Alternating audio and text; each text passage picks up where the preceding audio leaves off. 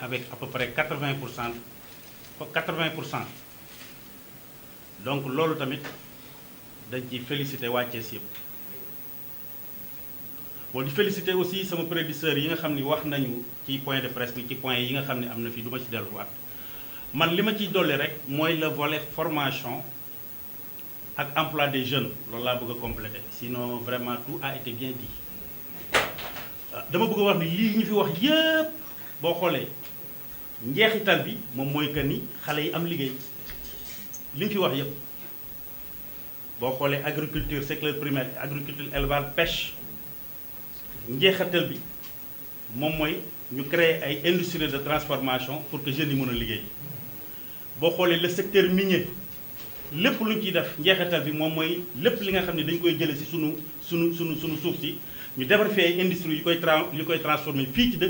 ci Sénégal pour que xale yi mën a liggéey parce que xam nañ ci tamit 75% de la population Sénégal fii ont moins de 30 ans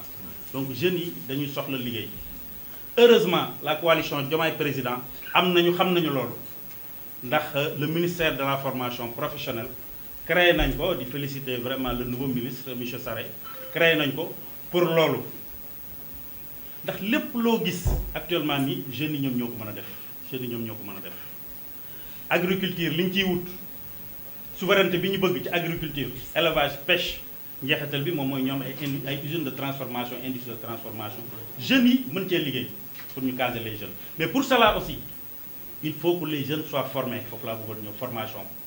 il faut que jeunes yi ñu former leen te loolu tamit ñu ngi ci interpeller vraiment le gouvernement de Diomaye Faye pour que ñu accentuer wu dooleel la formation professionnelle parce que lépp lu ñu mën a am si les jeunes ne sont pas bien formés duñu mën a utiliser industrie de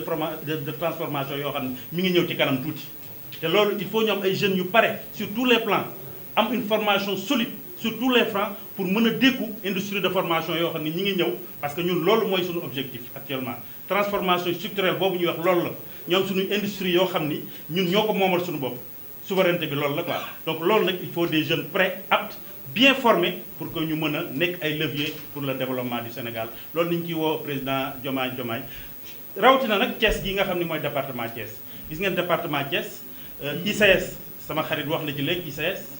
ICS foofu tamit industrie la bu fi nekk boo xam ni soxla nañu ay jeunes yoo xam ni ils sont bien formés pour ñu mën a intégrer société yooyu parce que dañuy ñaan yàlla ICS bu indien yi demee ñun Sénégal bu ñu ko jëlul à 400% aussi ñu jël ko à 80% pour que vraiment ñu mën a insérer les jeunes du département de Thiès voire même les jeunes du Sénégal. Thiès tamit gis ngeen chemin de fer tamit société la boo xam ni dafay agoniser depuis longtemps mais heureusement tamit le gouvernement de Diomaye indi nañ fi temps yi benn directeur boo xam ni vraiment boo xoolee cursusam boo xoolee par exemple ses bagages di nga xam ni kii vraiment mën na defar de façon structurelle les chemins de fer du Sénégal te loolu tamit day baax pour les jeunes de Thiès mais pour cela aussi maa ngi ñaax jeunes yi aussi ñu dem former wuju quoi formation am na fi Thiès bu ngeen xoolee l'école ISEP Institut supérieur defe naa d'enseignement professionnel am na solo parce que foofu filière yëpp dañu leen fay former donc ñoo ngi ñaax jeunes yi tamit ñu dooleel ñoo ngi ñaax gouvernement bi ñu dooleel institut yu mel noonu pour que jeunes yi mun a dem à la formation parce que foofu formation yëpp am na fi mais aussi école de formation privée yi nga xam ne ñi ngi ci Thiès bëri nañ fi te vraiment ñoo ngi ñaax aussi le gouvernement mu dooleel école privée yooyu pour que ñoom it ñu dimbale les écoles comme ISEC pour que ñoom it ñu mën a absorber jeunes yi nga xam ne soxla nañu formation parce que formation bi rek moom moo ñu mën a génne ci ndóol bi nga xam ne moom lañu nekk loolu laa amoon vraiment lu ma doon compléter rek ci point de presse bi vraiment di féliciter la coalition Diomaye di féliciter di remercier aussi les journalistes yéen ñi nga xam ne yéen fi présent di wax ni vraiment merci beaucoup mes amis jërëjëf. Mesdames, messieurs les journalistes, je salue aussi toutes les populations du département de Thiès à qui, durant la campagne électorale, on a eu à visiter et qui nous ont témoigné de leur sympathie et de leur soutien. Et je tiens effectivement à féliciter tous les membres de la coalition départementale de Thiès de Diomaye Président qui n'ont ménagé aucun effort pour avoir le score qu'on a eu à la dernière présidentielle. Alors, je m'en vais de ce pas vous proposer de vous parler de la suite des points qu'on a retenus. Donc, à savoir, je me chargerai d'aborder le point de l'insécurité et de la reddition des comptes. Alors, quant à l'insécurité, qui est devenue prégnante et presque permanente dans le département, il est à noter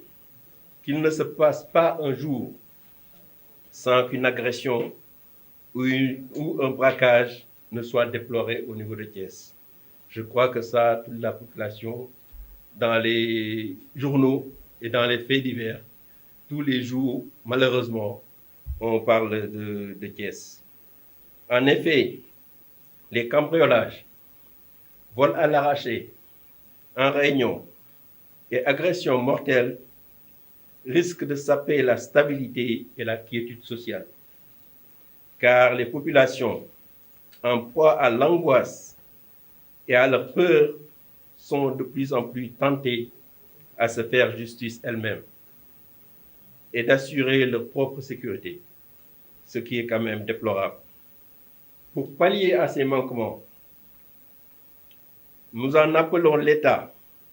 à prendre des mesures urgentes pour assurer la sécurité des populations et de leurs biens. Par conséquent, la proposition que nous faisons, c'est l'augmentation des effectifs des forces de défense et de sécurité qu'on a dû constater par l'ex-régime et dont le but était de réprimer les manifestations. Aujourd'hui, nous demandons effectivement à l'État et au gouvernement de déployer ces gendarmes et ces policiers. Donc ces gendarmes et ces policiers doivent être redéployés à proximité des quartiers et pour la sécurité des populations, afin que fasse surface l'harmonie d'une vie paisible dans nos communautés respectives. Pour la reddition des comptes, une étape cruciale à valeur dissuasive et pour l'érection et la pérennité d'un état de droit. La coordination départementale, Diomaye Président, rappelle au gouvernement la volonté du peuple sénégalais lors du plébiscite électoral à valeur de révolution du 24 mars 2024, qui doit se traduire nécessairement par la traduction devant les tribunaux de ceux et celles qui sont directement liés aux répressions mortelles sur les victimes des manifestations. En effet, cette volonté, sans nul doute, sera orientée également vers les ordonnateurs de dépenses et tous ceux et celles qui sont cités dans les malversations financières et autres, car cela constitue une forte demande sociale. Donc, comme on le disait, pas de vengeance, mais il faut que la justice passe. C'est une nécessité et une forte demande sociale. La coordination départementale exhorte le gouvernement à se montrer plus diligent et froid dans les procédures judiciaires afin d'éviter la fuite des délinquants au col blanc qui jouissent pour la plupart d'une double nationalité, car étant la justice au-dessus de tous, il est nécessaire que les lois et règlements s'appliquent à tous et même au président sortant. Voilà, donc sur ce volet, on va terminer donc sur ce volet par rapport aux interventions en français et donner la parole effectivement à... En effet, ce point de presse nous permettra de donner notre point de vue sur la question de l'heure, notamment les actes posés par le nouveau gouvernement depuis lors. Par rapport à la constitution du nouveau gouvernement, la coordination exprime son entière satisfaction quant à la nomination des ministres qu'il compose au vu de leur parcours, mais également de leur expérience professionnelle. Par la coordination départementale salue les premières mesures prises par le gouvernement et les appuie pleinement, notamment la prise en charge de la cuisante question foncière dans notre département. Pour cela, la coordination départementale félicite la décision ferme du président de la République de suspendre toutes les procédures domaniales sur le site de Mbourkat et de Thiès-Villeneuve, afin de procéder à un traitement diligent et inclusif de la gestion et de cette lancinante question dans la transparence et l'équité entre les citoyens. Vous le savez vous-même que Mbourkat constitue aujourd'hui, avec la nouvelle ville, une véritable problématique. Nous avons vu que pas mal d'autorités ont eu à bénéficier d'une façon douteuse de beaucoup de terrains. Donc, la visite du président de la République à Mbourkat a été véritablement saluée par l'ensemble des Thiessois et nous exerçons par rapport à ça l'État du Sénégal à continuer, surtout à avoir la transparence pour avoir une certaine équité par rapport à la distribution de ces terrains. Ainsi, la coordination départementale Diomaye 2024 salue cette mesure qu'elle soutient totalement et exhorte le gouvernement à continuer sur cette voie et sur toute l'étendue du pays pour que cesse la prévarication impunie et l'accaparement illicite des terres par des non-ayants droit. Sur ce, la coordination demande au gouvernement d'étendre son action aux communes rurales dont les communautés sont spoliées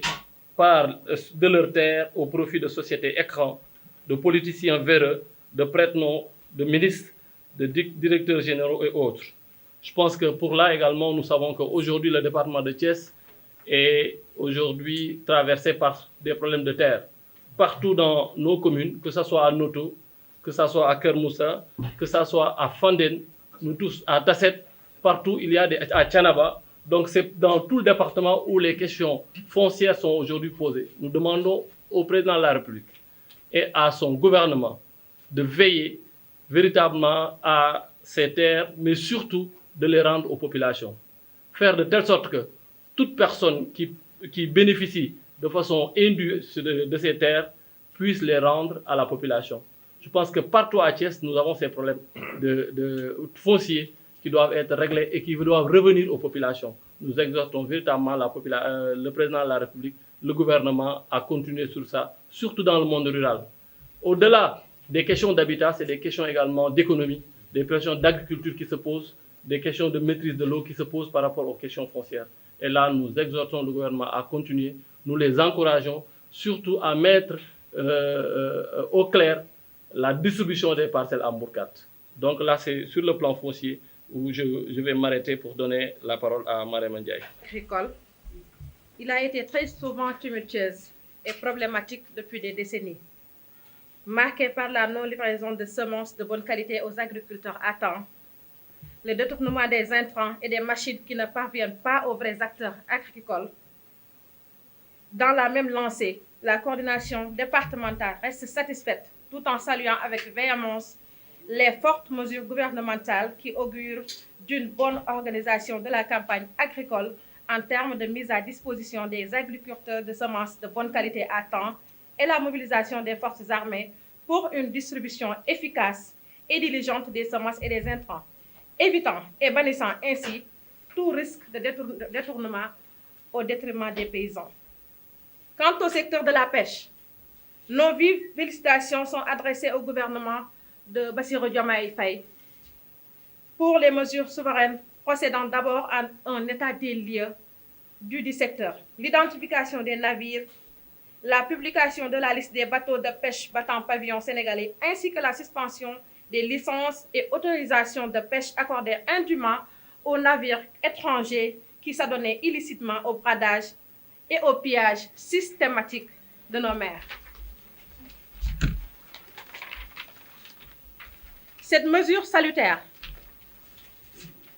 Ces mesures salutaires ont eu effet immédiat, le retour du poisson et des produits halieutiques sur nos marchés. Je crois que nous avons fait cette remarque, que nous avons observé tout ensemble le retour de nos poissons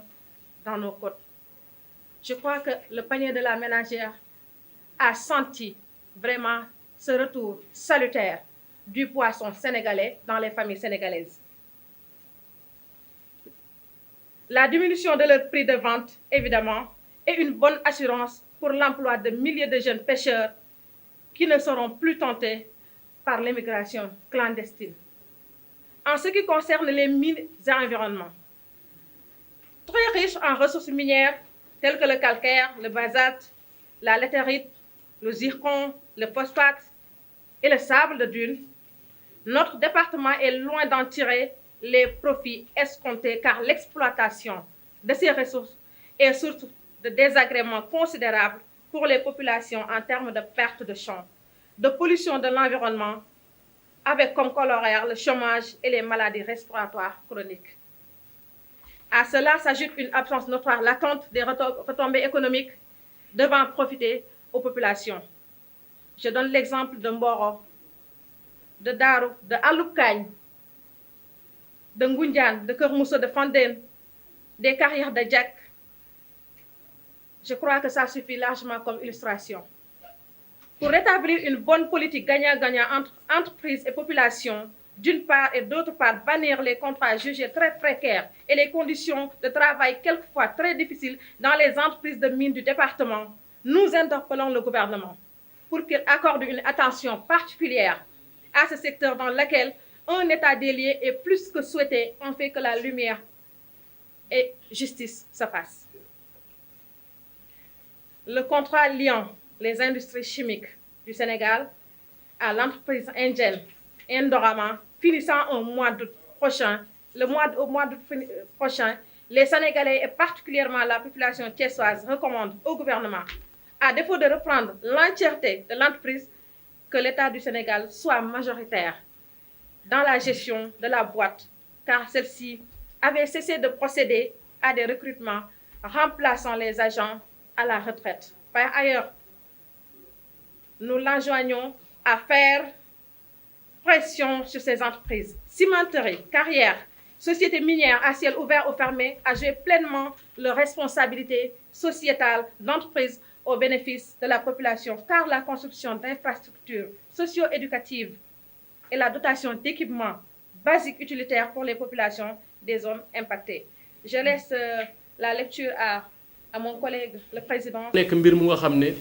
ñun ñëpp am nañ ci wàll ku feebar dem hôpital régional da ngay gis ne nit ñi ni ñuy génnee àdduna mare day im si ci loolu boo xoolee boo demee hôpital dara matut su jëyee amee da nga gis ne dañuy am sax jafe-jafe pour ñu jël en charge ñi nga xam ne ñoom ñoo fa nekk ci noonu nag dañuy woo le gouvernement bu Bassirou Diomaye Faye mu dimbali ñu relever plateau technique bi c'est-à-dire li nga xam ne mooy jumtukaay yi nga xam ne médecins yi soxla nañ ko ñu mën leen ko defal mais surtout ñu fexe ba ci Sénégal ci biir Sénégal fépp fu ñu mën a doon moo ci xam département yu nekk bu ñu fa mënee am hôpital niveau 1 dina soulager bu baax a baax population yi. beneen bi nga xam ne dafa am façon xeetu maladie yi nga xam ne dafa commencé bari ci réew mi muy insuffisance rénale muy mbirum roño muy mbirum maladie chronique yu nga xam ne ku mu dal rek presque da ngay dee parce que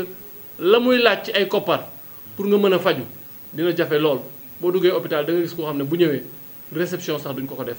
mais surtout ñu fexe ba ci hôpital yi ñu gën a agir ci mooy nit ki bu ñëwee nuñ koy dalale ñu l'accueil ça pose véritablement problème l'accueil dans nos hôpitaux pose véritablement problème loolu nag dañuy ñaan gouvernement bi ñu def ci ay jéego yu rëy a rëy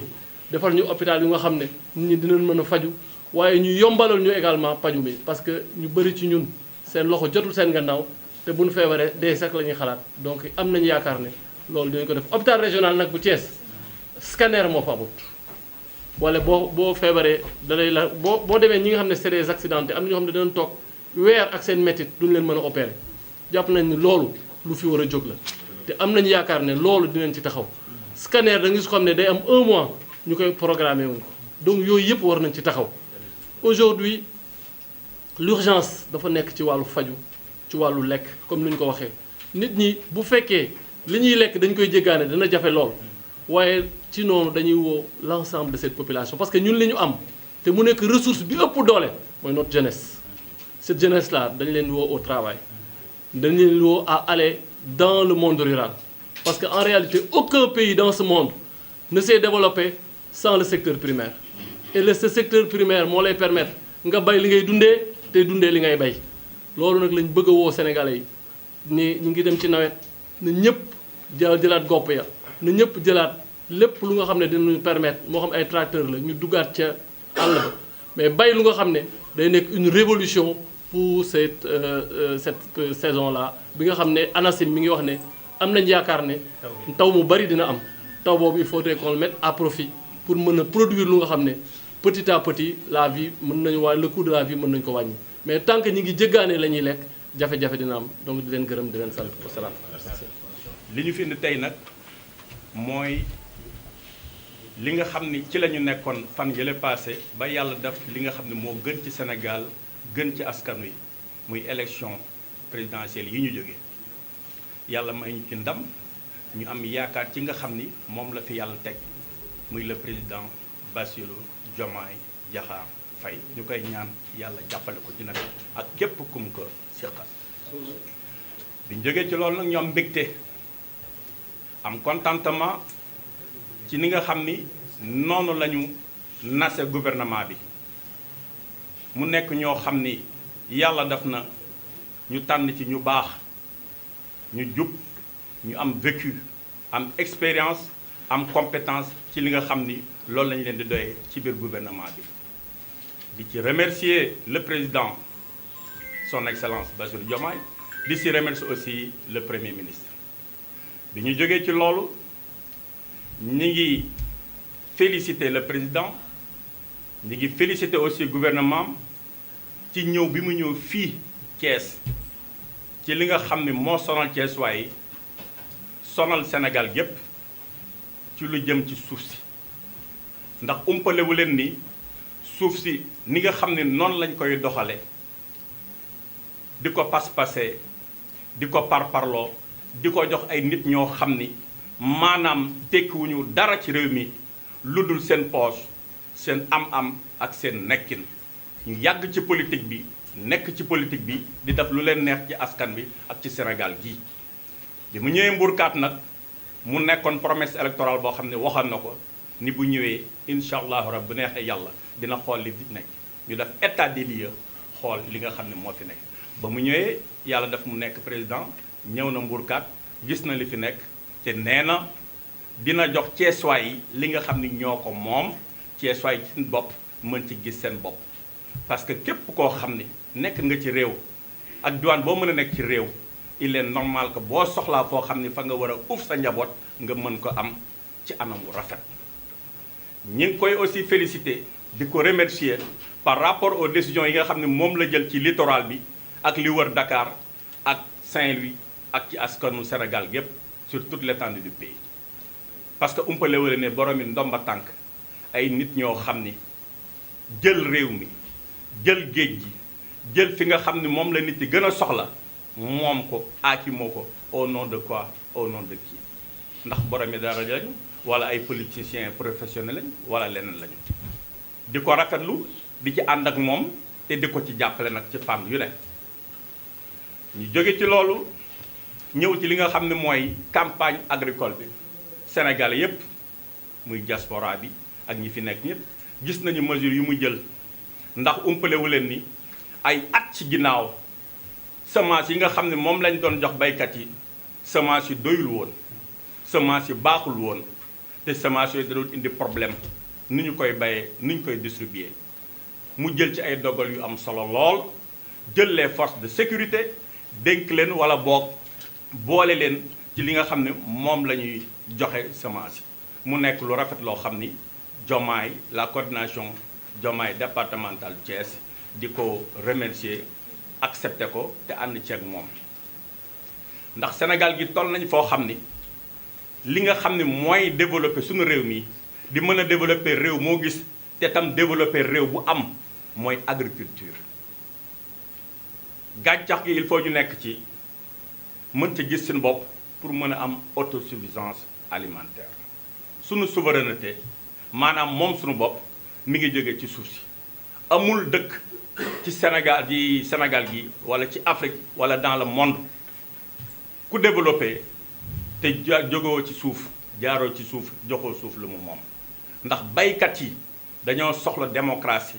baykat yi dañoo soxla yëg-yëg dañoo soxla nekkin ñu nekkal leen fi ndax ñoom ñooy yore développement qui est à la base bu ñu jógee ci loolu di féliciter le président vraiment di kontaan mesures tamit yi nga xam ne jël nañ ko ci napp gi ndax sama mbokk sekkeen yi ak sama mbokk jaween yi ak mbuubeen yeeg yooyu ñi ngi gis jën ceebu jën mi ngi saf nit ñaa ngi seen gis ñu ngi ciy gis seen bopp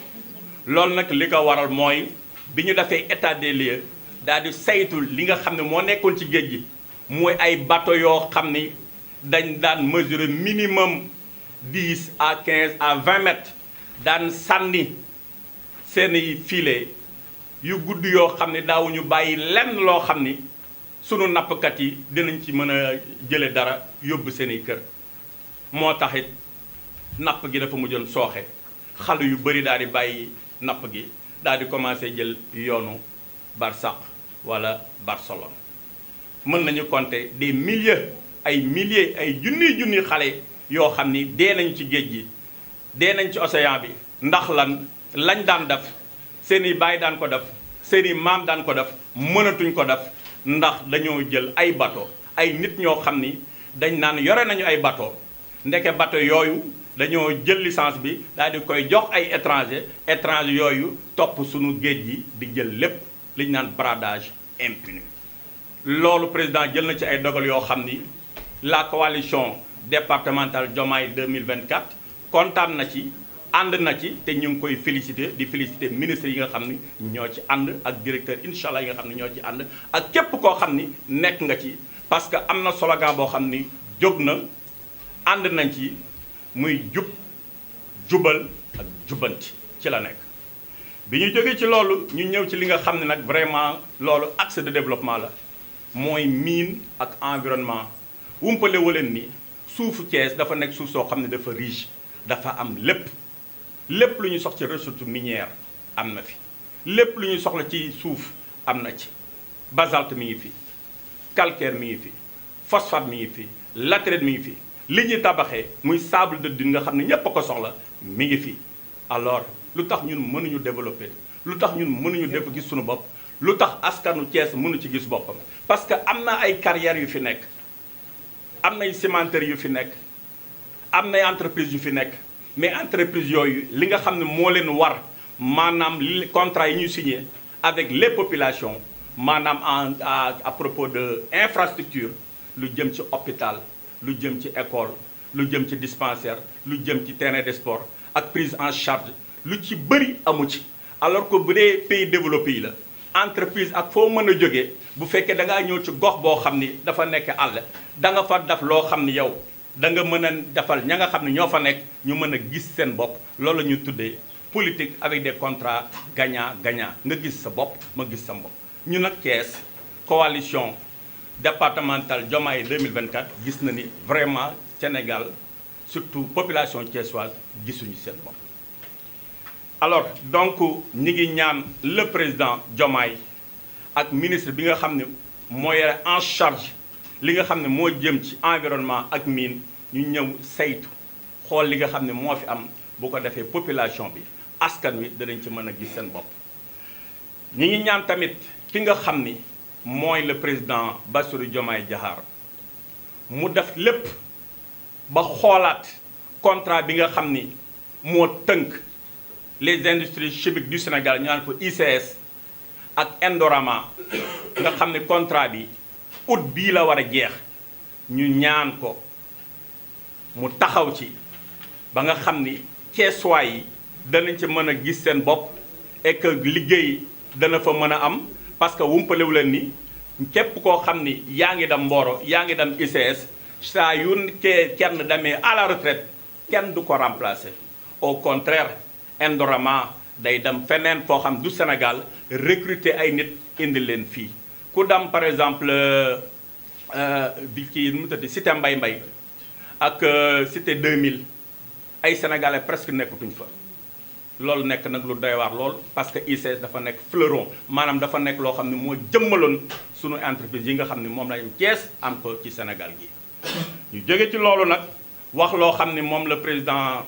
Sogui wax léegi mooy insécurité bi umpale wu leen ni effectivement fii Thiès ñi ngi ci guddi goo xam ni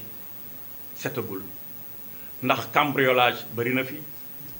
vol à l'arraché maanaam jël këf yëfu nit taw bëri na fi dugg kër nit bëri na fi rey sax am na fi loolu nag la coalition départementale Diomaye 2024 ni ngi ñaan le président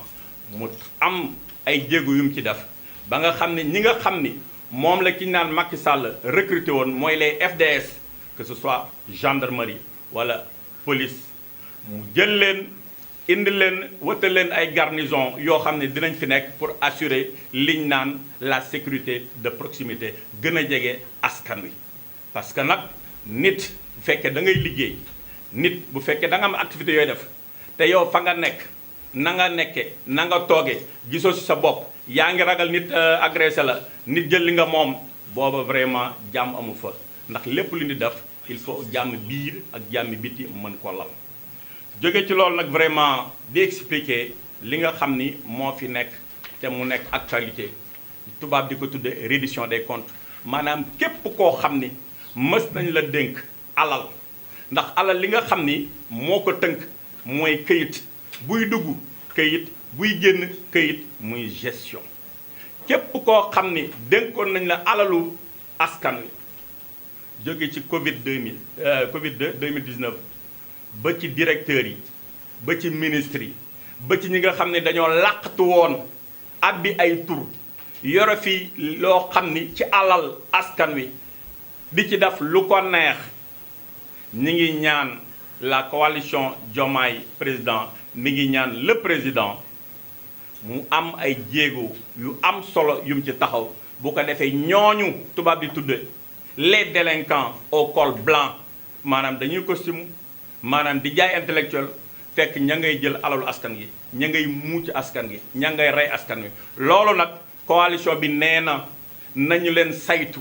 nañu leen xool nañu gis càmbar seen liggéey ak seen gestion na mu gën a rafetee bu ko defee xaalis ba nga xam ne jël nañ ko ñu daal di koy delloo askan wi nit ñi mën a faju hôpital yi mën a bëri IRM mën fi am scanner mën fi am nit ñi mën a dund ci jàmm mën a faju ci jàmm su feebar fu ne maa ngi leen di jaajëfal maa ngi leen di gërëm bu baax ci teewlu bi jërëjëf